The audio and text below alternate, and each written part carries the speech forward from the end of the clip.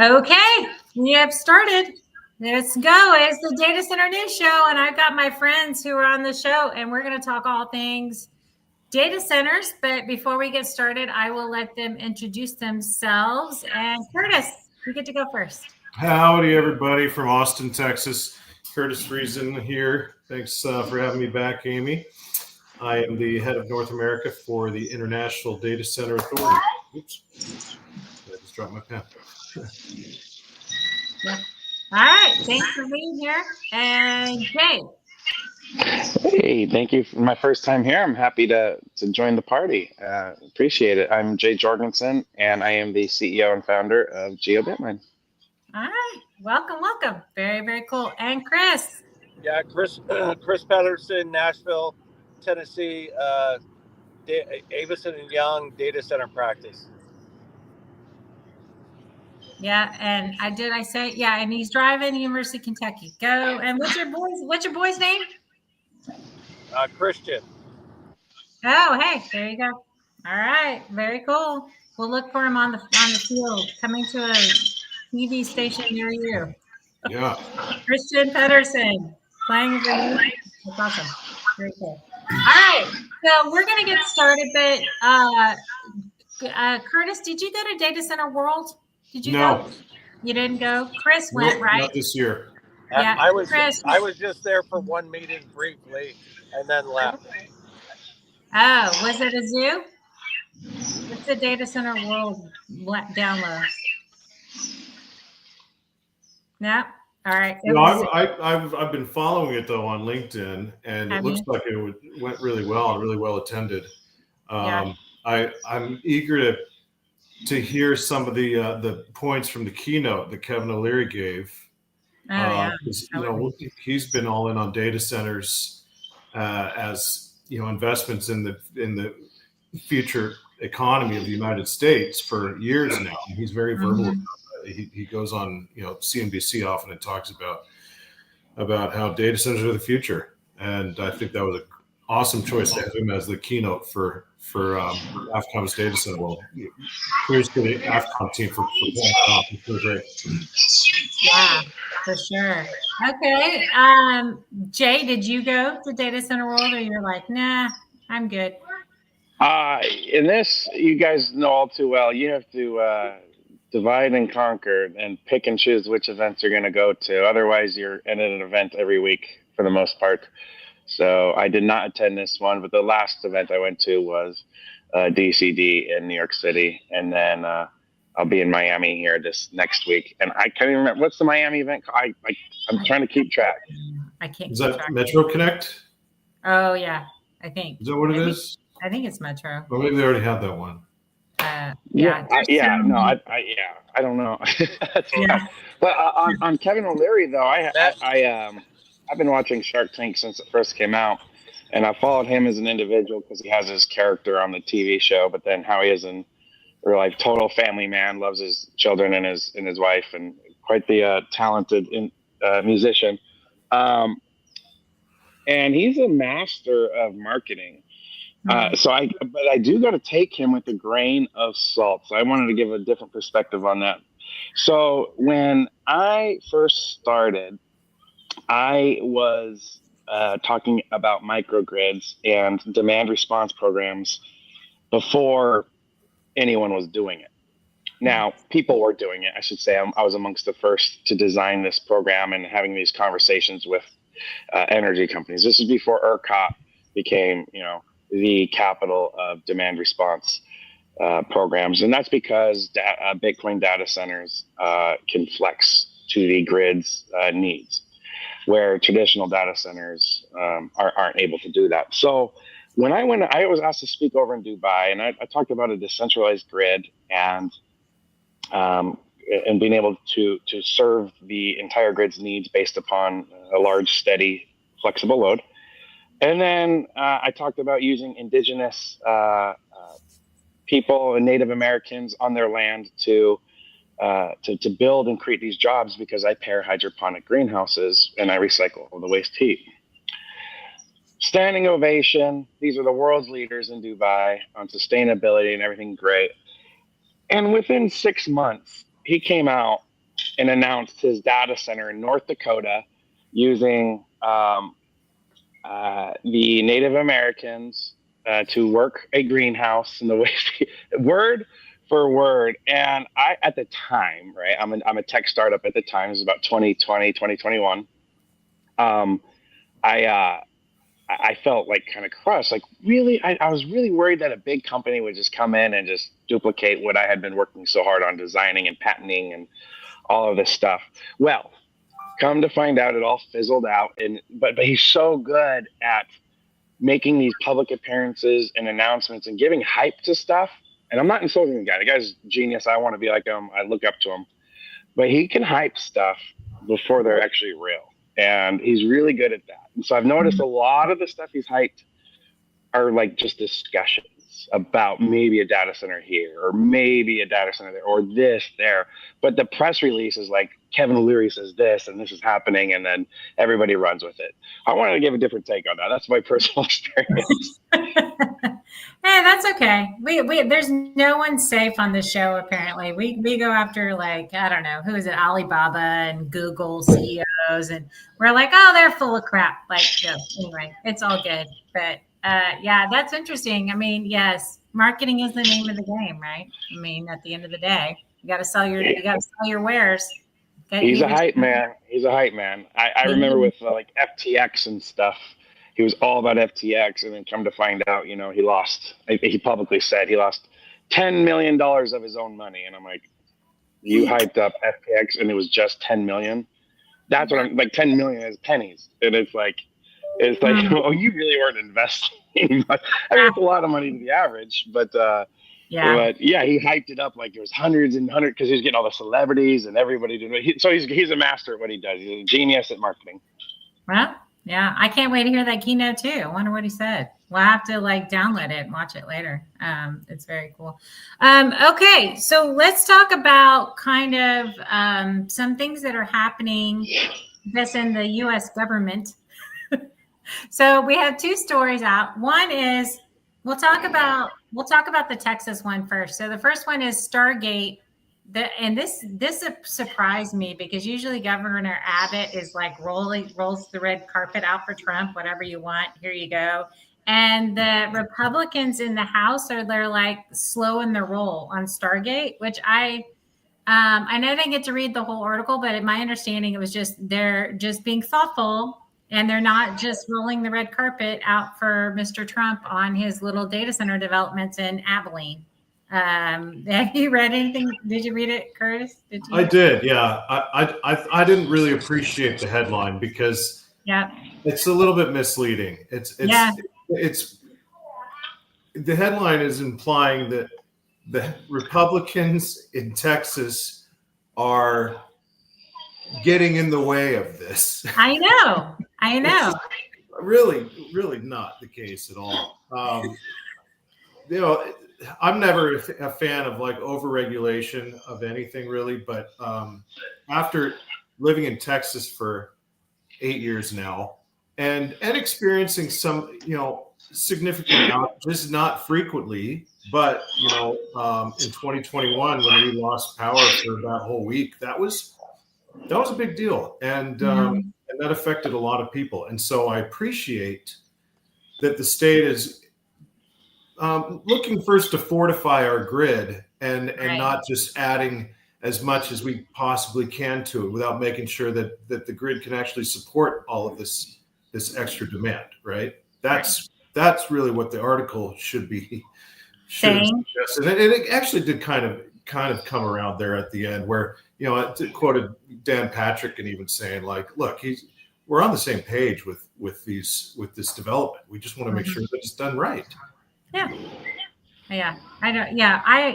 It's interesting for sure. I mean, I like, but those small modular nuclear plants are kind of near there too. But I think those need a couple of years before they come online. So I don't know if it's kind of planned to be together. I haven't heard at all. So, no idea. So the other one that paired with that, I'm going to mute you a little bit, Joe, because it's really loud. Sorry.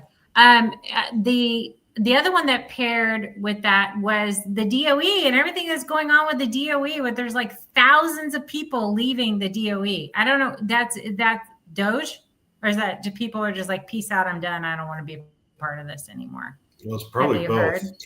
But you know what? Come over to the data center industry. We need you. I know, right? Just come over. We'll figure it out. Yeah, for sure. I have quite a bit of experience working with the DOE. Yeah. So yeah, I work very closely with the Idaho National Laboratory or Lab, and they're part of the Department of Energy. And go to Little Idaho, Southeast Idaho, where I'm born and raised, and it's the first nuclear facility of the United States is where it is, and a lot of the nuclear technology comes out of Southeast Idaho. And so I have done a lot of work with INL. I've won a couple grants with them where they've partnered with me on this project, and I've done other GAIN type voucher applications with the Department of Energy specifically. And their whole initiative is a group is to use the nuclear energy for data centers, and how can we recycle the waste heat for food production and even colonizing the moon and Mars. Right, you can put an SMR and LWR anywhere, and you can create a dome. You can create a whole entire ecosystem, oxygen, all built around a data center and an SMR and an LWR or any nuclear type technology. And so, I've done a few things on that are under NDA at my location, but what I will say is they're frustrated. Because it's a lot of this, it's a lot of talk, and they're not actually able to implement funds, and they're not actually able to deploy the grants as quickly as they would like to work on these projects. There's a lot of red tape, and so I actually know of one person that's very close. I won't say their name, that did leave the DOE to move into the private sector because they want their work to matter rather than just being a PowerPoint with some KPIs on it, and they want to build, and that's kind of the sense I got. I wanted to share that information because I remember it's a hot button right now. But I don't know anything about the Doge implementation, but I do know about some of the internal politics.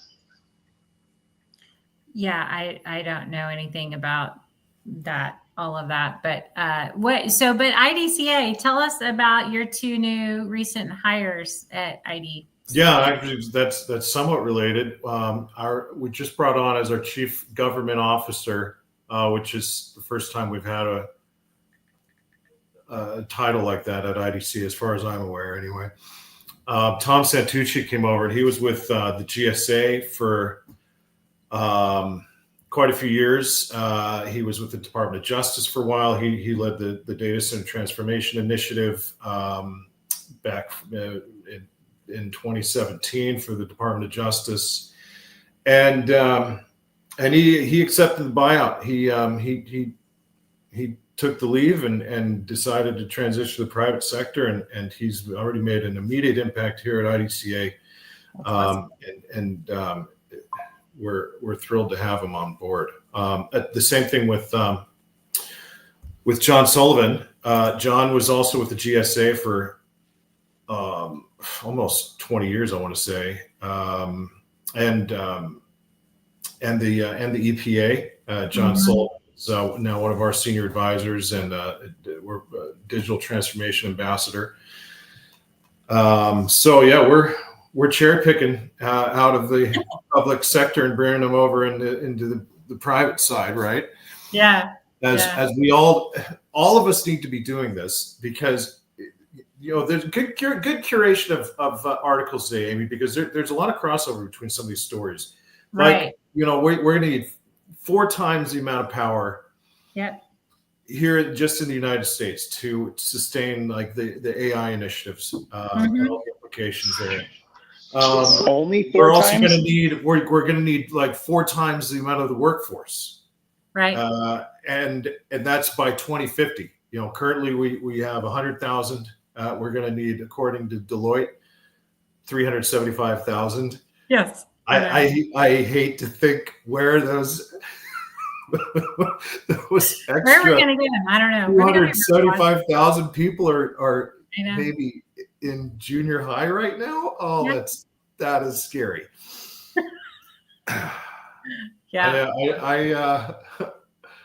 I have nephews in junior high, and I don't have a lot of hope for them, coming into the data center industry per se, but I'm sure they're going to drive a lot of innovation in other fields. That's going to be great. But where are we going to find these people? Maybe they're all coming over from the government. They are. They're all coming from the government. That's interesting. Yeah, I know. It is. And the article around that we're going to get 10% of our data center power from nuclear. They think that that's going to happen, which I think everybody would do cartwheels if we got 10%. I'm sure they want more out of nuclear, but that was a pretty interesting article talking about. I mean, if we can get there, I mean, with 10%, what's the leap to get there to 50%? I mean, other than the DOE losing employees at the DOE, other than them improving it all, right? I don't know.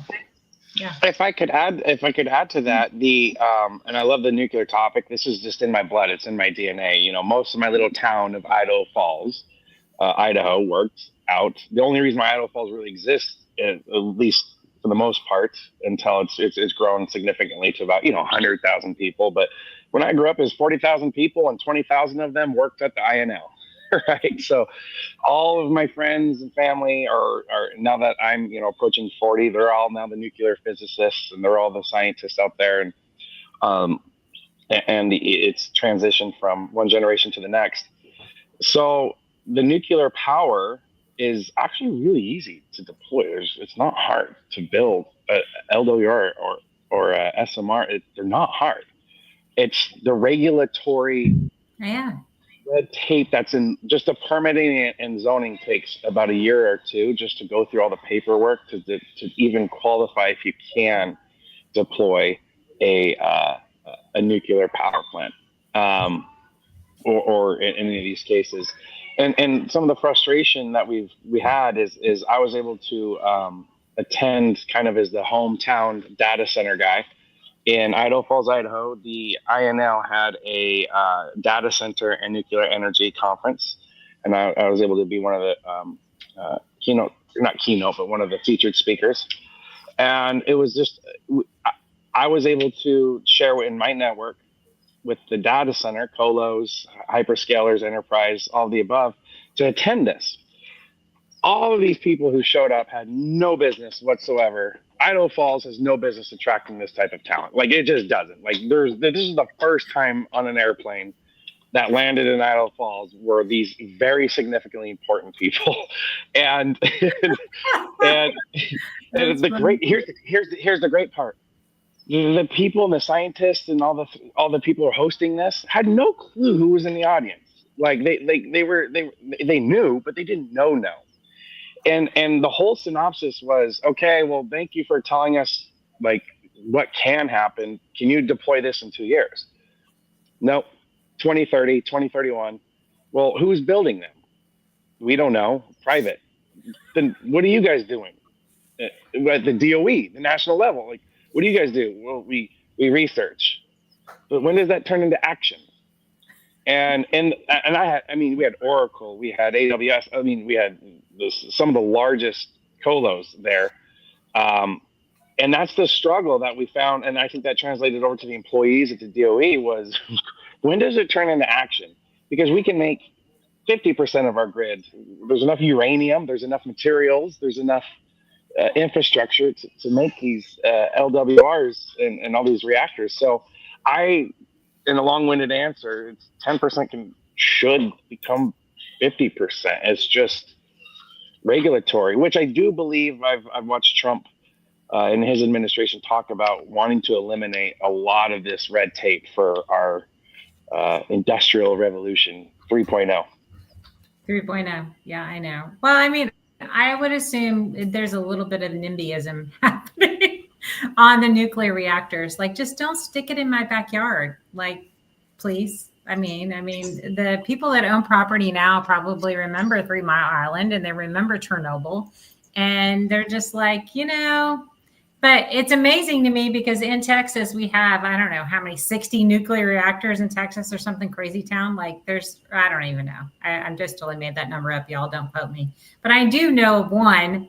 I do know one down in Southeast Texas because I know the manager of that site that runs the whole nuclear plant down there. And they've been in operation for 20 years or something crazy town. So I never heard of anything in Matagorda, Texas, where they have a nuclear site down there. But yeah, I mean, I yes, they would be great. If we could get more power, it'd be fabuloso. But we'll see. We'll see what happens there. Well, if I may, Amy, transition into another story. Go ahead. Saluna. Yes. Somehow has found, how to capture 700 megawatts of wind power. Mm-hmm. Although I'm going to do the math on that. I mean, the amount of turbines that takes is going to be like probably 50,000 acres of land. Yes. So, I mean, would you rather have wind turbines taking up 50,000 acres of land, or would you rather have SMRs taking up less than 1,000 acres to generate the same amount? 3 acres per SMR, 3, 4, 5 acres. Yeah. Right. Yeah. Right. That's pretty much what it is 3 acres per megawatt, I think. Although we've got plenty of space here in Texas, so why not? I know. Yeah, for sure. So, and the other thing about an SMR, my understanding is like you enrich uranium, it lasts like a long time. Like you're not having to replace uranium. Like you don't have to refill it every year or something. It's like 10 years or something crazy town, right? Yeah. Off the top of your heads, how long does one wind turbine last? I don't know. 20 years? 10, 15. They don't last as long as the PPA. I know that much. Right. That's true. So the PPA could be like 20 years and they last like 10 or 15. I don't know, something like that. Yeah. That's funny. I mean, I'm not necessarily promoting nuclear over wind. I'm not necessarily doing that. Don't quote me on this. We're just comparing the two. Just comparing. Yeah, there's nothing wrong with wind energy. It's right there, right over there. Yeah. I can see some right now outside my office. It looks great. Yeah. It just takes a lot more space and a lot more goes into it than people realize, I'm afraid. For sure. And it's a movie. Anything that has a moving part, right, is going to wear out faster. It just does. And so you're going to have to, replace those things, and that's not cheap. And the maintenance on them is pretty crazy, is my understanding. So, yeah. But great model by Solana, though. I mean, it's awesome that they're finding a way to generate power on site and stay behind the meter. That's really awesome. I'm seeing that model come up more regularly lately, and I think that is something that to strive for. That could very much be an industry standard. Is data centers powered by their own microgrids. I think that's kind of a necessary direction that we need to go. It's a combination of all power sources, but really nuclear, in my educated opinion, is the one that can scale and deploy the quickest and anywhere. So my model for decentralizing data centers is to build communities around data centers, not build data centers next to communities. And Amy, you said, I just don't want a nuclear LWR. First of all, you wouldn't even know it's there. That's how small they are now. They're not those big nuclear stacks that you see from Godzilla.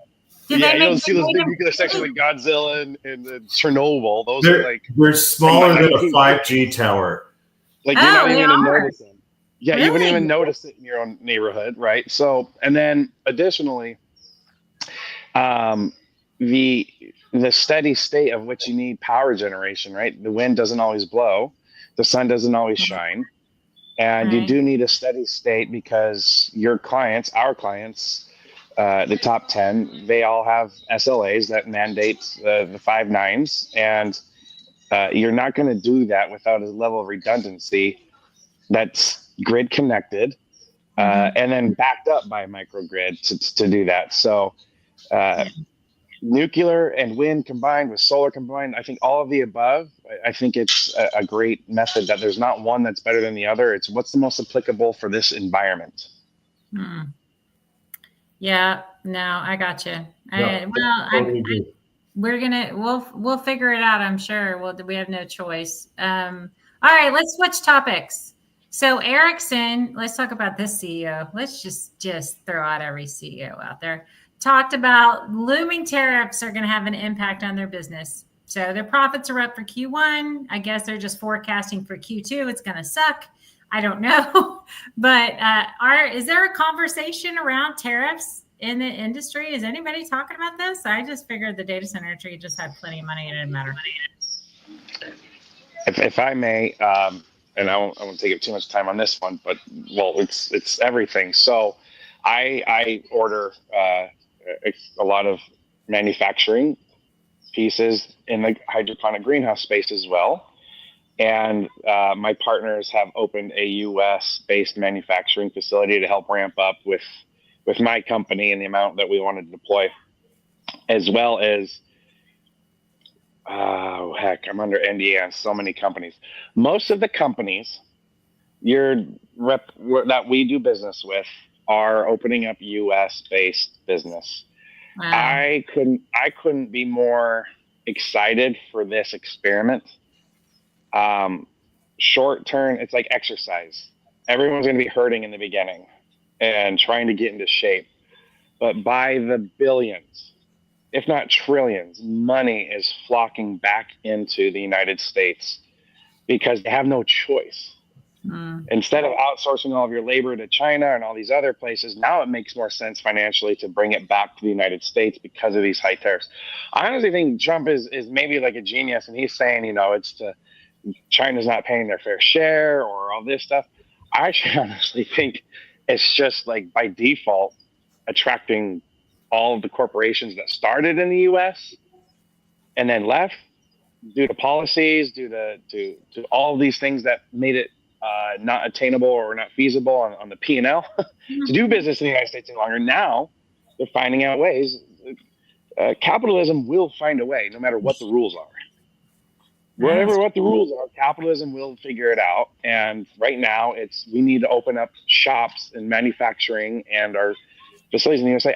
And I'm excited to see what it's going to bring. So I think it's going to be short-term pain for long-term gain. Yeah, I totally agree with that, Jay. I think you're spot on. And even that's what the CEO of Ericsson was saying, is that, look, we're just going to invest more in the United States manufacturing in our Western divisions. And also, invest more in efficient processes. Like if you look at Ericsson over the last 5 or 6 years, they've reduced their workforce by like 20%. But that's kind of per site. I mean, now they're looking at adding sites in the United States in their Western divisions, which is going to increase their workforce overall, but they've become more efficient in that sense, right? Right. I think it's, again, capitalism is going to lead to competition, which is going to lead to investment, which is going to lead to better efficiencies, and it's going to lead to more competition. That's going to drive the price down on goods and services, but it's also going to eliminate a lot of the waste and things that we thought we needed and we sure as hell do not need. Okay, but it's not like you can start a manufacturing site in the U.S. like in a month. Right. So what are we? And so if this really happens, we're thinking it probably passed Trump's presidency. And then if Vance can make it, I don't know if he can make it. Hopefully. Hopefully this continues like whiplash I don't know. In perpetuity, where we're investing more in domestic manufacturing and being less reliant on outsourcing some of that labor globally, right? Yeah. I think Jay's right. Trump may be a genius in this sense, in that we're looking back at putting America first here and bringing the jobs back here. and making everybody else finally come to the table and pay what they should have been paying this whole time. I look at this from COVID. Our country fell apart in most states. The other states that ignored it did just fine. I was in Virginia at the time, so it was very split. Regardless, a lot of schools, everything shut down. And I come from OEM. I come from automation and material handling. And I started GeoBitMine during COVID, the beginning of it. But leading up to that was all of the manufacturing, the critical job infrastructures, the factories that shut down all over the world, and it shut down the United States. And I know the whole world got shut down, but I imagine, like, what if that manufacturing wasn't Mexico? What if that manufacturing wasn't scattered and it was closer? I think that it would have been better on the economy in the country as a whole. And then another topic is greenhouses are largely Dutch-based, and the Dutch have mastered it because they had scarce resources and scarce land, and people need to eat.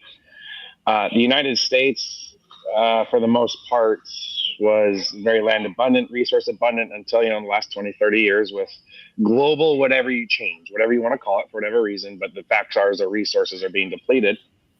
And that was a huge part. A lot of hydroponic greenhouses manufacturing companies are now trying to deploy in the United States, because that's frankly how we're going to feed our country. Without them, you can see a lot of crops that recently this last summer in Idaho, it made international news. They shut down the aquifer that fed all of the crops, and I think about 500,000 acres died. Like, they just said you can't use any more water because our aquifer is being depleted. And farming is spray and pray. It really is. Like, just 90% of the water that goes off those huge sprinklers or an irrigation goes and just seeps into the earth because the plant can't absorb it all. So it's just about being smarter farming practices.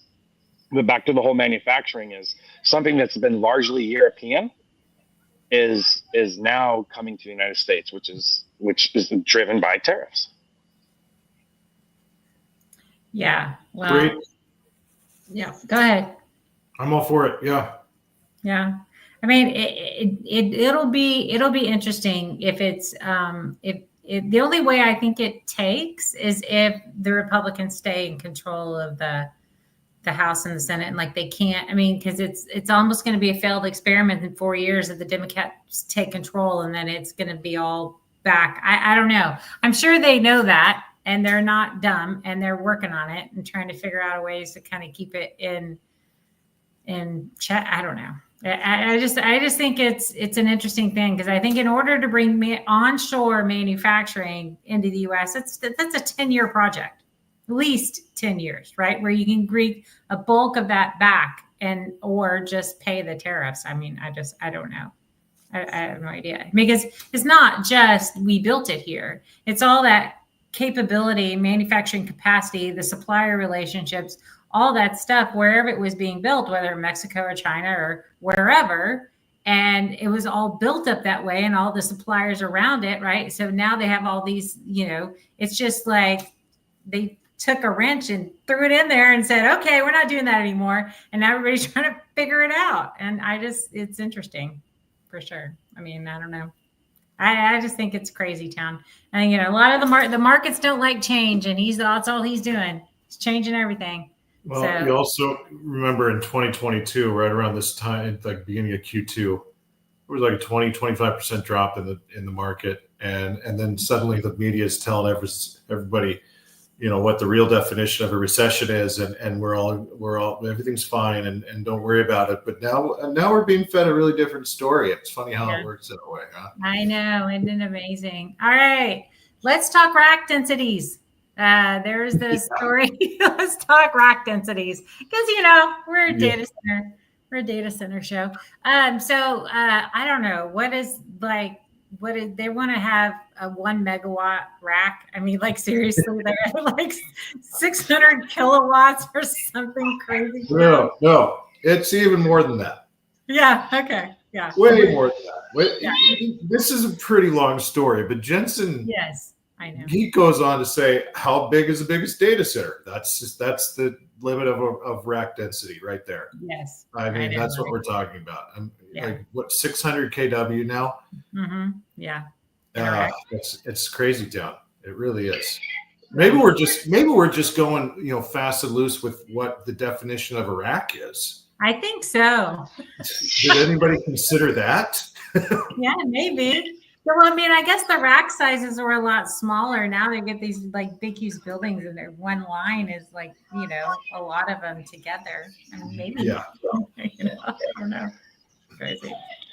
I have an interesting perspective on that. I had the privilege to meet with a few NVIDIA execs and review these things, and I come from Bitcoin. So when I talk about 600 kilowatt rack density, well, Bitcoin is very rudimentary and basic compared to what goes into a traditional data center. However, dense heat was the name of the game. And so the fact that these racks for me, 600 is doable. I mean,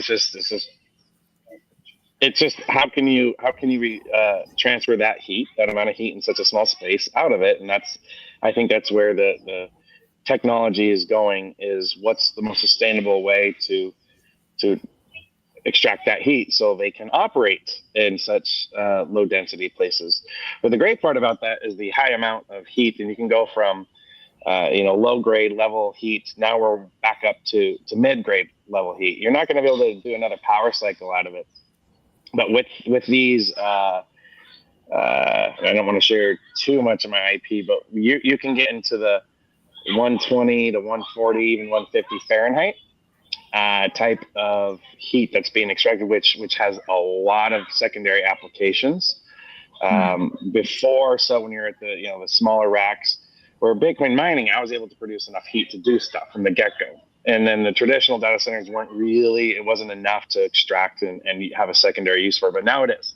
So I love the rack density because that's kind of where I come from. Is how much can you cram into a tiny space, and how many watts can you, a watt is, I don't know, 1.27, I don't know, BTUs. So you're talking billions of BTUs of free energy that just should be used and recycled. So that's my take on the higher rack densities is bring it on. We'll figure it out. All right. So school. If I may add too, we've seen high temperature levels on Bitcoin and crypto mining for a while now, but the difference is that, and no offense, Jay, but crypto mining is not necessarily a mission critical application, right? I mean, you can run those super hot, and then they get too hot, you just turn them off, let them cool down for a little bit, and then you turn it back on, right? And then sometimes you'll turn them off on purpose and sell the power back to the grid if the hash rate makes sense, right? So that's like planned downtime is something you're looking at. But I will tell you, and it does say even in this article that the Kyber GPUs that we're talking about with NVIDIA, they're 100% liquid cooled, and that's why they can run it at these higher densities and these higher temperatures. And I think that's the innovation here, and that's what everybody's been working on for the last few years, is how are we going to get liquid immersion cooling more mainstream so that we can get higher rack densities. Interesting. So is it not kicking off the heat like we're thinking, or is it? Is what not? What is? If you do a liquid cool rack, is it not kicking off the heat like we think it might? Well, that's not necessarily the case. It's just it doesn't require as much power to cool the rack itself. Oh, right? Okay. All right. Okay. Jay, you would know more about this than I do. Oh, wow.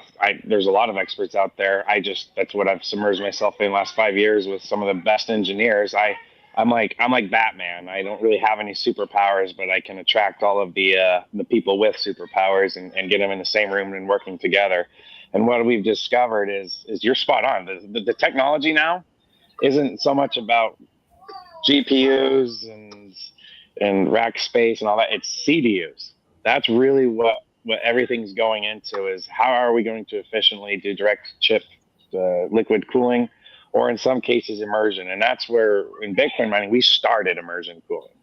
I mean, it's been going on for a long time in oil and gas and all these other industries, but as far as like completely submerging your GPUs, in this case ASIC miner, into immersion cooling, you can transfer energy through liquid way better than you can through air. So that's why, as Curtis was saying, it just takes so much less energy to be able to extract and then to release it somewhere for a secondary application. So when they release the heat, it's hot water, basically, when it comes out of the thing. It's hot water now? Yeah. So your water goes through it's a closed loop system, and that goes through your data center and cools the chips, right? That extracts the water, is extracting the heat from the servers, the GPUs. Mm-hmm. And then that is being transferred down through a lot of mechanical engineering, and then it's back through chillers, dry coolers, and those are all very energy intensive, expensive capital pieces of equipment that take a lot of maintenance and breakdown. And that comes back through at a much colder delta temperature to repeat that cycle with the same closed loop. Okay. So all I do is just add a second piece to that with the greenhouse, naturally reduce the temperature that way. And then that reduces the overall mechanical need required on the same footprint, because we're and a drastic drop in PUE and electrical load required. That's the name of the game, is just how hot can we get the water, and then how low can we have it coming in return. Yeah, makes sense. Okay. And then that way you're not having to spend as much to cool it. Okay.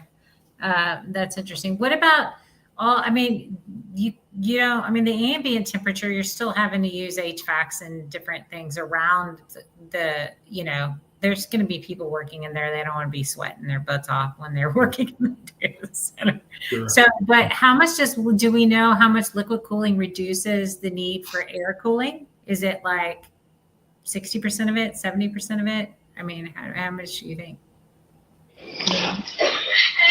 On my model, I think we're at a 1.27 megawatt, I believe. So what's 0.27?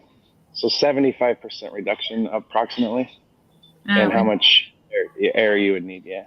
Like you said, you do need those auxiliary type things. You do need a little bit of air, even in your direct liquid to chip cooling, but you're talking 70-80% reduction. Very cool. That's interesting. So one of the other things I wanted to talk about, if I can remember all my stories, it's been a hot second since I put them together, is we wanted to just talk about the mining, because we were like the Solana, we made reference to it, but they're doing like this site where they're doing crypto and AI, and Jay, do you just do crypto? Do you do this kind of formation? And is this like a trend, or is this like just a fad, or what is this? What is this whole crypto AI campus thing? Yeah, so I want to make an observation here. This is food for thought. Us Bitcoin people, we don't like to be put in the category of crypto, because Bitcoin is the first crypto. Okay. However, Bitcoin was designed to do one thing, and that was to eliminate central banks and all the problems that come with them, and to allow peer-to-peer spending that's permissionless. After the blockchain technology of Bitcoin came all of these other cryptos, which have wonderful applications, but they all have different things. So not every crypto is the same. And you're not going to have large Ethereum, because it's proof of stake, or Solana, or AVAX. I mean, there's so many cryptos out there. XRP, right? They don't require massive data centers. They're not proof of work. They're just a proof of stake. So proof of work, basically turning electricity and energy into Bitcoin. Okay. So that's just some food for thought, that Bitcoin is the one that requires like the large data center. And it's very common. I early on felt that AI should always be paired with Bitcoin mining. And that's just for the common sense reasons. Load factor. There's a lot of redundancies built into your total load on a mission critical data center where a lot of electricity is not used. It's just dumped off into load banks. It's a huge waste that the data center industry didn't really want to share. And now the power companies are saying, no, your load factor is like 50-60%. That means 60% of the energy you're being delivered to, you're only using 60, the other 40 just gets wasted. And like, no, you need to be at 90.1 or higher. Well, Bitcoin mining allows you to be at 99.99. And then now, how do you pair that with AI? Well, it's cyclical, right? AI has high needs, whether there's a large language learning model or anything like that requires a lot of data. So you create a software, which then exists, that just automatically adjusts the power. Because as Curtis said before, you can just turn Bitcoin miners off whenever you want. They're not mission critical. And then you can turn them back on. And so to pair that with AI allows a large efficiency increase in power usage, PUE, power usage effectiveness or efficiency. And that's the name of the game, is how can we lower our PUE? How can we be more effective? How can we be more sustainable? So when you add a large flexible load, right now the only large flexible load that I'm aware of is Bitcoin mining, maybe a hydrogen plant. Bitcoin mining you can deploy anywhere there's electricity, right? So I think it's a really great complement to the AI revolution. And then I will say, there's a lot more margin in AI than there is in Bitcoin mining. Bitcoin mining is a beast. It's a bear. It is a dog eat dog. Where can you find the cheapest electricity and deploy the most compute power? That's it. And that can kind of be a not so interesting business to be in. But when you add it with AI and data center hosting, it gets to be a lot of fun.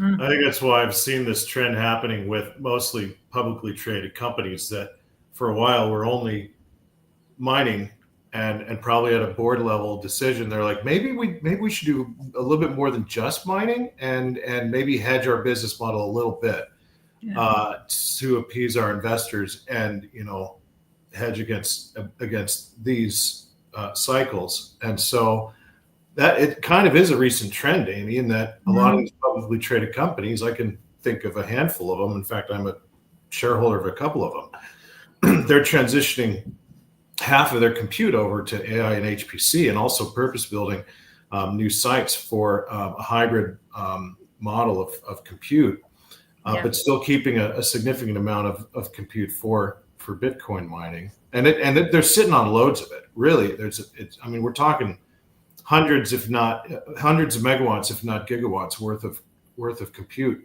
that's already operational or planned.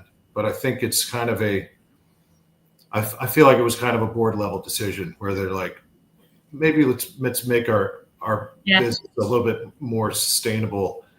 Okay. As a company. That makes sense. And I'll end that thought with, it's not just the Bitcoin people figuring this out. It is the data center people who have now figured this out. And because Bitcoin is so difficult to stay, because you have to do a hardware refresh every 3.5 years. It's hundreds of millions of dollars depending on your deployment, because then your computers are too slow. And so a lot of these sites, the Bitcoin people, right? We were really good at finding energy, stranded energy, right? Because in the data center world, you were married to geographical locations. You had to be here. You had to have this. You had to have that. Us, we'll build a 500 megawatt data center in the middle of nowhere, Texas. Yeah. And some modules out in West Texas and snack that stranded natural gas.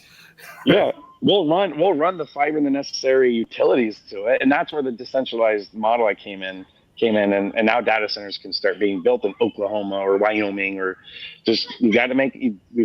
I get milliseconds matter on latency in certain applications, but AI doesn't necessarily have that hindrance, and you can start building these data centers in stranded areas of geographical location that happen to have pockets of energy. Companies are. Someone called me and it kicked off. AI companies are buying up these Bitcoin data center sites for their own, for the companies that just can't hang, or they maybe want to make an exit. So it is, the traditional companies are buying a lot of these existing sites. That's interesting. Very cool. All right. Couple more stories. Okay. Back to the government. And the only reason I thought this story was interesting, it made no sense because it was talking about this senator and how he deals with Trump. But what I gleaned from that story was they're trying to give the Department of Defense $1 trillion budget.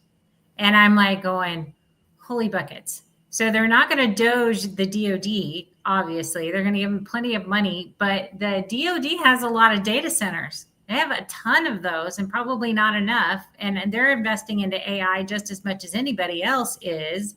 And so I'm wondering how much of that would be. It'd be really interesting. Next week, we'll probably have a couple more folks. And I'll probably bring this topic up again just to see how much the DOD has in the data center industry and how much that's going to drive some of the investments probably in not just Northern Virginia, but everywhere else, right? I mean, I'm sure they're not just in Nova, but I don't know. What do you think, Curtis? Amy, I think you need to ask me this again in about 3 months. Okay. Cooking something up. I can't believe it. IDCA is cooking something. Yeah. Right. We're all up in it. Yeah. All right. Very cool. I can't speculate right now, but yeah. No, I feel you. All right. Look at that. Our hour is up, man. We made it. This was always so much fun. I love these conversations. This is one of the coolest parts of my week. I get to learn so much stuff. It's awesome sauce. Okay. Well, I'll let you guys do an outro. Curtis, if somebody, you've got your email on your thing, but if somebody else. Yep. Always have my email up here, curtis@idc-a.org. Please feel free to connect with me on LinkedIn. That's probably the most effective way to get in touch with me lately. That's awesome. And Jay? AURTISFRIESEN. There you go. It's been a pleasure. Being on here. My email is j@geobitmine. You can have your people get in touch with my people. That's what I say. It's so important. I see your people there in the reflection of your. Yeah, exactly. You guys, they're all it's a vacation spot here. Yeah, exactly. Well, thanks for hopping on when you're on vacation. I appreciate it. It's been awesome. It was an honor. I had the time, and I've always wanted to be on this show since you invited me. It's been about a month that's passed, so thank you. Where are you right now, Jay? I'm right now in Scottsdale, Arizona, but I'm based out of San Francisco. Gotcha. All right. And my company's, I got a site in Idaho and a couple being developed in Wyoming and Utah. All right. Super. Very cool. Next week. Thanks a lot, Amy. Yeah, we'll see you guys. Pleasure, guys. Nice meeting you, Curtis Hodge on LinkedIn. Thank you. Okay, thanks. Bye. Bye. And that's the show. This happens every week. We look forward to seeing you next week. This is a show of the U.S. PropTech Council. If you want more information, go to proptechcouncil.com, and we look forward to seeing you next week, and have a good one, y'all.